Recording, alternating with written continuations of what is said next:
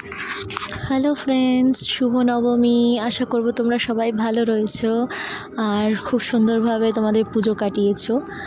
এখনও বাকি রয়েছে যদিও বা কালকে দশমী। আমরা চলে গিয়েছিলাম আজকে আমাদের প্রিয় জায়গা ডিবাপি। অবশ্যই ওখানে প্রচণ্ড বড় লাইন ছিল, কিন্তু একটা জিনিস যে ওখানকার লাইন হলেও খাবারটা খেয়ে শান্তি, স্যাটিসফ্যাকশন লেভেলটা অন্য রকমের হয়। তাই একবার একটুখানি বসে হলেও আধ ঘন্টা লেট করে হলেও আমরা একটুখানি ওয়েট করেই খাবো, কোনো ব্যাপার না।